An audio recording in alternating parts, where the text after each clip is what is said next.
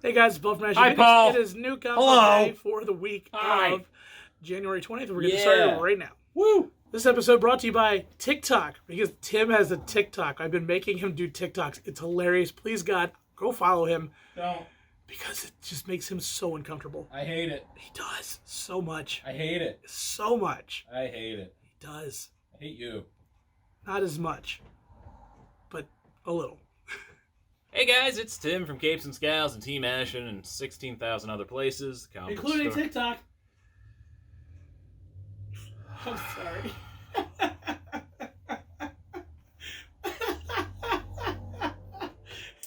He hates it so much.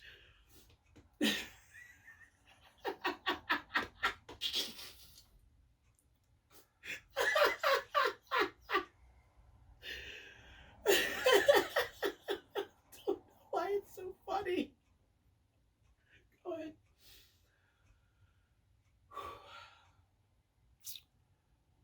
Let's talk about trades. I hate you so much. We have Disney princesses. I just hate you so much. Kids from Ablaze. I read issue 1 of this. It was pretty good.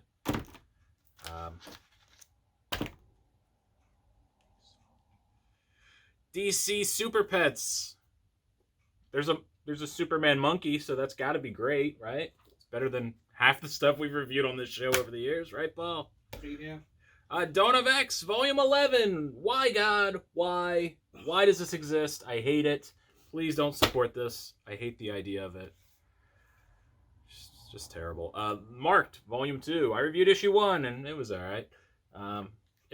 Some people say it got really good, but, whatever.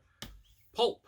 This is a Brubaker one. I had bought this in hardcover. It originally came out in hardcover. Good book. Definitely a good book. Speaking of good, we got Immortal Hulk still going strong at Volume 8. That's got to be winding down soon. We have Eternals, Cosmic Origins. This features some of the 76 stuff as well as some Avengers tie-in stuff, which is good. It's got some What If stuff. People love What Ifs. I can't look at you. You're the worst.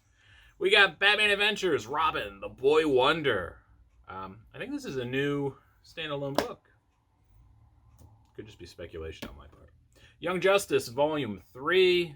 It's got that Jenny Hex or whatever character in it that I liked. I didn't know I liked her. She's in here. I should probably check that out. And finally, we got something Paul likes, but I don't like Paul. Chew. Volume, I guess 1. Yeah, new number 1. Continuing from the original series. So if you like that, you should love this as well. First up, we have Black Cat, issue number 2. It's another King in Black tie-in. Black Cat hatches her plan to steal Doctor Strange.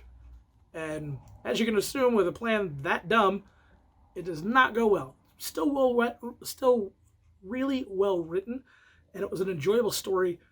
A lot of fun, very slapsticky, with a very weird reveal at the end, when their plan does not go the way it's supposed to go. It was a fun read, man. I wasn't expecting to like it, but I did, so you should check it out. All right, first up I have I Breathed a Body, which is weird. Sounds weird, because it is. Zach Thompson and Andy McDonald, Aftershock Comics. This one is crazy weird. Has to do with all kinds of weird, horrific body, just gross stuff. It also has to do a lot with social media, which I clearly hate. And it's pretty much the most popular kid on social media and this empire he creates, and also weird horror stuff. It's so weird to try to describe this one. I don't think this is going to be for everybody. I don't know that I want more of this. Paul, if I'm being honest, I don't know that I want more of this. This is weird. It's weird. It's taking things I love, like horror and gross body stuff, mixing it with things I don't like social media and TikTok, and it's marrying them together in a gross, unloved thing. I don't think I'm the person for this book, but you might like it. The gross stuff is awesome. Hate gross. Next up, we have DCeased, Dead Planet, issue number 7. This has been an amazing series, going back all the way to the first DCeased. I'm assuming this is the end. It's beautifully drawn. It's very well written. I love these out of canon stories because anything can happen, and they typically do. And as a result, you just don't know what's going to happen. And that unpredictability goes all the way through to the very end of the book. And I'm not going to spoil the ride for you, but it's definitely fun to watch. It is definitely fun to check out. And yeah, if this is the end, I'm happy with it. If we get more, I mean, not quite sure where they'd go with it, but I'd still be up for it. So check it out. All right, next up we have Crimson Flower from Dark Horse. This is Matt Kindt. I love Matt Kindt. He's great. Really weird book.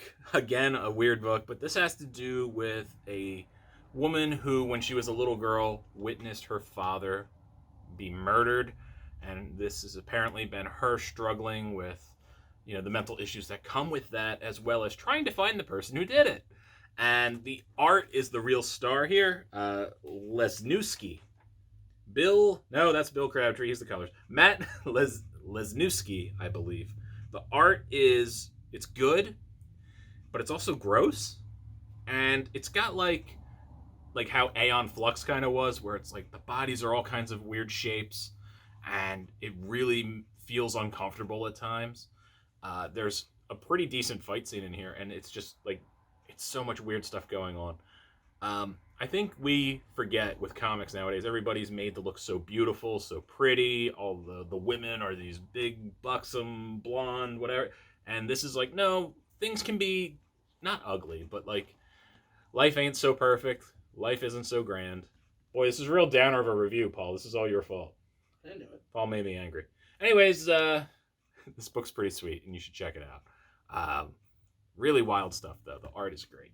And my pick of the week is Batman Catwoman issue number 2. It's literally everything I want in a book. It's Tom King and Clayman art. I mean, it's just going to be good. We still are dealing with the 3 different storylines. We're dealing with the future, present, and the past, but now we have a solid idea of how they all start to tie into with each other. And that's kind of one of the things that Tom King does. He can do a very unconventional story timeline, and eventually it starts to make sense. This started to make sense way earlier than I expected it to, since this is issue 2 of a 12. So it's still really amazing.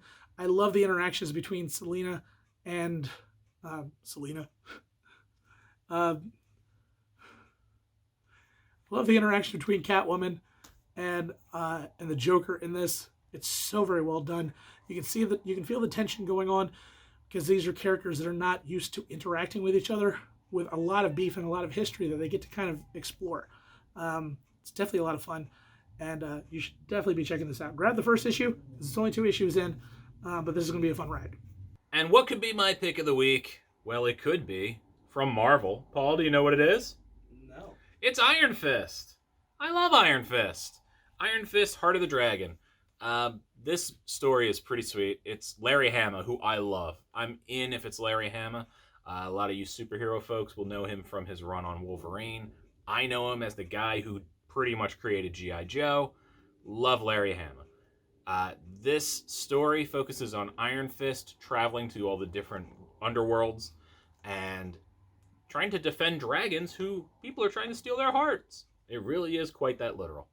But it's not the people you would expect. Certain street level villains show up, maybe slightly above street level. They're and I just loved it. I love some of the things that happen. I loved all the cameos. Luke Cage says "Sweet Christmas." Like, it's got everything you could possibly need. So, as far as an Iron Fist story, it does everything I want it to do. And Larry Hama, who's so good. Hi, Larry. Larry. Anyways, that's it. This book was good. Check it out, because you have to. It's required. All right, everybody, that's it. We're at the end of the video. Thank you for watching. Thank you for grinning and bearing your way through this with us. I know Paul's a handful. He's just the worst. But yeah, that's it. Check Paul out on Twitch and, call him Daddy. He loves it. And he loves it. I love it as much as you love TikTok. Oh, that's not possible. And that's it. So just have a good week, and we'll see you back here next week.